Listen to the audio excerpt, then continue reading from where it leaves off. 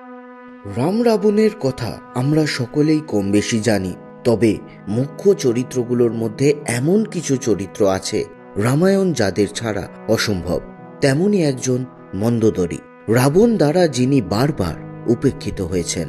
আজ বলবো মন্দোদরীর গল্প।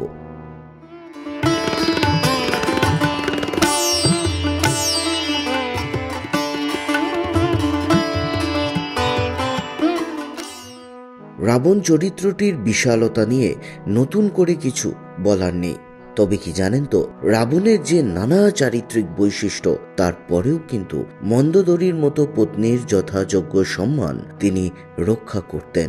নিজস্ব চিন্তা ভাবনা এবং মত প্রকাশের ক্ষমতা ছিল মন্দোদরীর, আর তাই তো সীতার অপহরণ নিয়ে তীব্র প্রতিবাদ করেছিলেন তিনি। রাবণকে বারবার অনুরোধ জানিয়েছিলেন সীতাকে রামের কাছে ফিরিয়ে দিতে। অবশ্য সেই কথায় কোনো কর্ণপাত করেননি রাবণ। এমনকি মন্দোদরী এও বলেছিলেন যে রাবণ যদি এভাবেই সীতাকে আটক করে রাখেন, তাহলে আগামীতে সেটা লঙ্কার জন্য সর্বনাশ ডেকে আনতে পারে। মন্দোদরীর এই গল্পটি ছাড়া আরেকটিও গল্প রয়েছে। মন্দোদরীকে বলা হয় তিনি নাকি অপ্সরা মধুরা, মহাদেবের প্রতি অনুরক্ত ছিলেন মধুরা। একদিন পার্বতীর অনুপস্থিতিতে মহাদেবকে প্রসন্ন করার তিনি চেষ্টা করেন।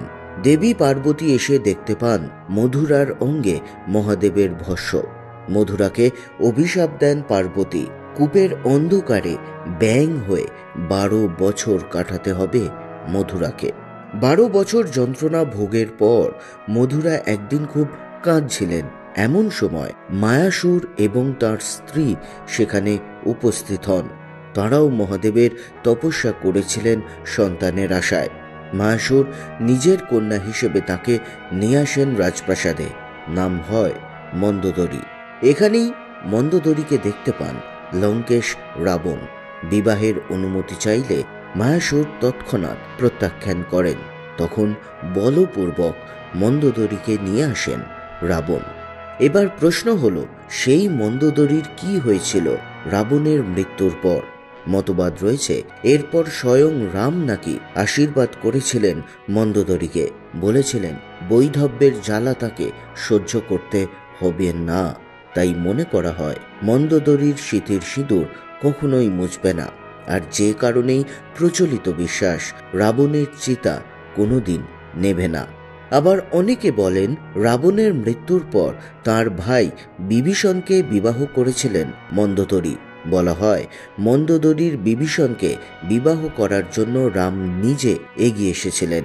তিনি বলেছিলেন বিভীষণকে বিবাহ করলে মন্দোদরী সুখী হবেন, তাই মন্দোদরী বিয়ে করেছিলেন বিভীষণকে। কেমন লাগলো আজকের মন্দোদরীর এই অজানা গল্প? ভালো লাগলে লাইক করুন, শেয়ার করুন, আর নতুন হলে প্লিজ পাশে দাঁড়ান, সাবস্ক্রাইব করুন হিন্দু কথা। আসি পরের ভিডিও নিয়ে খুব তাড়াতাড়ি। ধন্যবাদ।